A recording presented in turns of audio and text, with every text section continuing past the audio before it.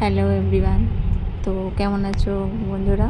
তো আজকে আমি তোমাদের সঙ্গে একটা কুর্তি কাটিং শেয়ার করছি। তো দেখো স্টার্ট করি। তো ফার্স্ট আমরা নিয়ে নেব কুর্তি লেন্থ, যেটা আমার মেজারমেন্টে আছে 14। আর এরপর একটা লাইন ড্র করব। করার পর নাম্বার 1, তারপরে নাম্বার 2 এ হচ্ছে আমরা শোল্ডারে মাপ নিই, সেটা হচ্ছে আমার 5.5। আর আর্মহোল হচ্ছে 6। আর ওখান থেকে আপার চেস্টের লাইন আমি ড্র করলাম, সেখান থেকে আপার চেস্ট 2.5 ইঞ্চি গ্যাপেতে full chest and waist hip, totally 4টে লাইন আমরা এরকম ড্র করে নেব।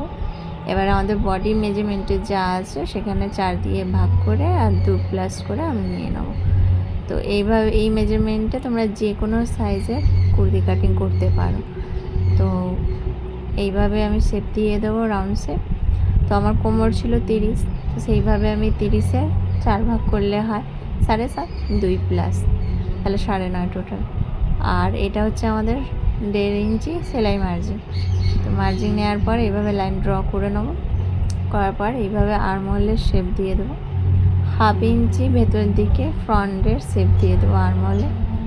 এবারে নেক উইথ আমি নিচ্ছি টোটাল এখানে 2.5, আর নেক লেন্থ নিচ্ছি 7, আর নিচে নিয়েছি 3, আর 1/2 ইঞ্চি ভেতর দিকে করে এভাবে আমি চৌকো গলা হবে বলে আমি চৌকো ড্র করেছি। তো কাটিংটা এইভাবে আমরা করে নেব। আর এটা ফেলেই আমরা ব্যাক পার্টে কাটিং করব।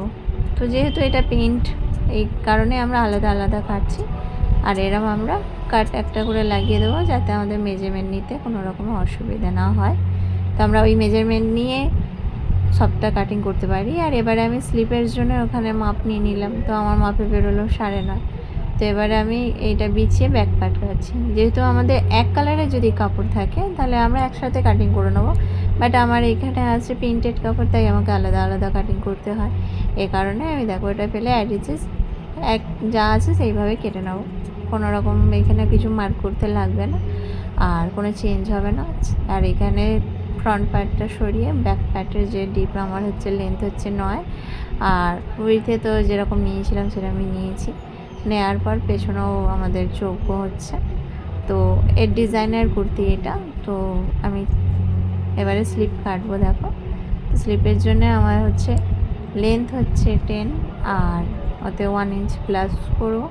করার পর 1 ইঞ্চি ফোল্ডের জন্য রাখবো। ওপর থেকে আমি টোটালি আমার 11 ইঞ্চিতে একটা লাইন ড্র করব।